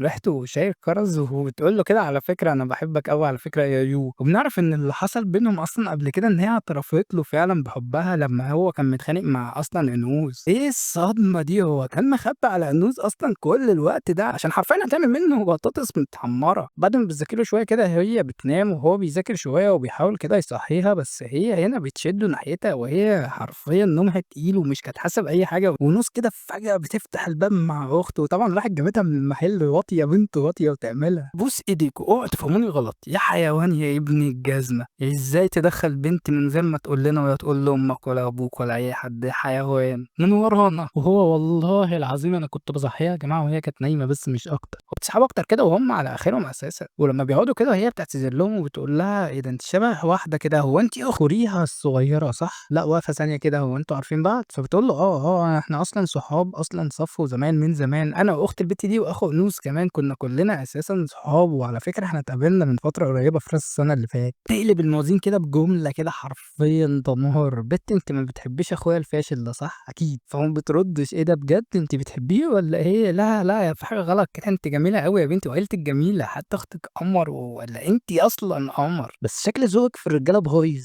إزاي ده فاشل؟ وبتمشي كده وبتسيبهم علشان عارفة إن نوز أساسًا هتقوم بالواجب وتكرههم الاتنين في عيشتهم، ونوشي كده بتقول له أختك أحلى من أختي على فكرة، ده البت أختي أصلًا حيوانة، ده بتذلني عشان أطلب منها طلب، مش عارف إيه حوار الذل ده بتذل الكوكب البت دي والّا إيه؟ فأكيد ما فيش حد هيعلّي على نوس، هي اللي بتذل العالم كله أو بتشيله بالأصح، ونوس كده بتحاول تبرد عليهم كده كالعادة، مين بقى اللي اعترف لمين بقى يا جماعة؟ فيو كده بيقول لها إن نوشي اعترفت له، وهي طبعًا بتتصدم صدمة عمرها، ده كانت رامية الجملة عادي خالص، ويقول لها بس أنا رفضتها على فكرة يعني، ونوس هنا هو الموضوع ده مش محرج يا جماعة والّا إيه؟ يعني المفروض ما تقولش، وهو بيقول لها لا، لا عادي ده أصلًا اعترفتني 3 مرات وأنا رفضتها برضه في ال3 مرات وهي عادي بتجيب لي بسكوت اليوم اللي بعده، كل ده عشان 3 أيام سِبتك فيهم، أومال لو سِبتك 10 أيام هتجيب لي إيه 3، 4 بنات، وبتحاول كده تبوّظ الموضوع عليهم أكتر، ونوشي اعترفت له حصل، بتقول له يو كده أنت بتستغل نوشي علشان تشتغل عندك ببلاش أساسًا صح؟ ده أصلًا كل ما أرفضها بتجيب لي بسكوت اليوم اللي بعده وبتتكلم عادي خالص، أنت بيتضحك عليك بشوية بسكوت؟ stop يا ابني، stop يا حبيبي. الله يرحم لمّا أساسًا جابوكِ البسكوت قبل، حتى لو هي كانت حُبّك الأول وأنت صغير ونوش كده بتمسكها، اسكتي بقى كده 5 بجد يا قلبي هو أنا كنت حُبّك الأول؟ وبيقعدوا كده وبيقول لها أنتِ جميلة جدًا وفعلًا كنتِ أحسن حد في حياتي وأنا صغير وكنت معجب بيكِ جدًا وباحبِّك، بس أكيد مش هاحبِّك دلوقتي عشان مجرد جمال أو عشان أنتِ حبيبتي وأنا صغير، وبتكتب كده في مدونة ونوش كده إيه ده هو أنتِ هتعدّلي من نفسِك وبتكتبي الملحوظات والّا إيه بالضبط؟ وبيقول لهم كده مالكم بقى أنتم الاتنين أنتم من الصبح مش طايقين بعض ليه؟ الله عليك يا ابني أنت بتنافس أصلًا أصلًا ذكاء لوفي أساسًا حرفيًا، يا اسطى هم من زمان أساسًا كده. نعرف إن يونيش كده بعتت رسالة من زمان لرونوز أصلًا وقالت لها إن هم مش هيتكلموا تاني، وعلى فكرة الرسالة دي فعلًا اتبعتت من زمان وظهرت في الأنمي، بس اتكلموا بعديها عادي خالص، ده عشان طبعًا هي كانت هتاخده لطوكيو، وتقول لهم كده إن شيما قال لها إن رونوز بقت رقم 1 أصلًا في حياته بالعافية، وقعدت سنتين تتبارد على الولا وخدته منهم بالعافية ومن الفصل ومن المدرسة كلها حرفيًا. فأنا لازم أعمل كده وأعمل زيّها علشان آخده. بصراحة حلوة يا جماعة والله، بس ما تخافيش يعني يا عنوز أنا برضه هافضل صاحبتِك وهافضل رقم 1 في حياتِك. ماشي الطموح حلو يا حبيبتي ماشي. وابتدت كده عليهم المساعدة بالمتجر بتاعهم وبالسلاسل اللي عندهم والعيلة وحوارات كتير، وعندهم حاجات كتير أساسًا العيلة دي. عنوز بتقول لها رغم إن أنا متضايقة منِّك بس فعلًا المتجر بتاعِك والتسويق بتاع العيلة بتاعتِك حرفيًا جبار وهينفعنا كتير. فبيحتفلوا كده ال3 إن هم اتفقوا على حاجة، وعنوز كده بتمشي مع أخوها بالمرسيدس وهي الغنية وبيقول لها كده أنتِ هتخسري يوه بسبب إنِّك وافقتِ على فكرة إن أخت الحيوانة كوريها دي أساسًا تفضل صاحبتها. بس باقول لك إيه صحيح، أنا سمعت إن أنتِ لسه مصاحب كوريها كده وكنت معاها من شهرين كده والّا حاجة يا اسطى، ومين قال لِك كده؟ أكيد أخت بيه الحيوان، وتقول له كده أنت ما تخلّيتش عنها ليه رغم إن أنت أصلًا بتكرهها، وهو شوفي مشاكلِك أنتِ يا حيوانة، شوفي مشاكلِك مش تحسّي إن حياتِك ناجحة أوي كده وجاية تتريقي عليّا أنا وبيكمّل كده أنتِ لازم على فكرة تختاري إنِّك أصلًا عايزة تعملي إيه مع يو، وكده، كده عيلة إينوشي مش محتاجة لكم كلّكم، هي ممكن تاخد الموضوع كلّه وتسوّقه وتشغّل يو وتفتح له متاجر في ثانية. بطّلي الكدب بقى وهزار الزيادة عن اللزوم مع الولا، أنتِ أصلًا بقيتِ سئيلة ولازم كده تفوزي بالولا، هادّيكِ لغاية $1,000,000 أساسًا بس أخت الحربوقة بنت الجزمة دي ما تكسبش. العيلة دي ما ينفعش تكسبني في أي حاجة، باقول لها كده هتجيب لِك حلويات، أنتِ عايزة تاكلي إيه؟ وبتقول له آيس كريم بالله عليك. وصحيح كده أنت بتقول لي إن أنا باكدب وباهزر معاه، أنا باهزر معاه فين يا اسطى؟ وهو بيتصدم من الجملة، لأ ما أنتِ بقى كده يا إما غبية يا مجنونة بقى، الواد هيكره أمِّك بقى من كتر التفاهة دي، أنتِ شلّتِ أمي، أخت أنوشة هتفرح فيّا، هو أهلِك رموكِ أصلًا عليّا ليه؟ هو أمِك وأبوكِ فين؟ ما ييجوا ياخدوكِ، أقول لِك إيه سافري لهم، أنا هاتشل بقى. وهي بتقول له خلاص، خلاص أنا موافقة على التحدي وهاكسبها لك بس هتدّيني $1,000,000. وهنا آسف يا جماعة أنا آسف، بس والله العظيم الحلقة الثابتة خلصت وما تخافوش الأنمي لسه مكمّل وهانزّله، أنا ميّت على الأنمي هانزّله ما تخافوش. بس يا ريت لو وصلت لهنا يا ريت تشترك وتفعّل زر الجرس لإن القناة دي ضايعة، لسه جديدة، بُص على الحديدة.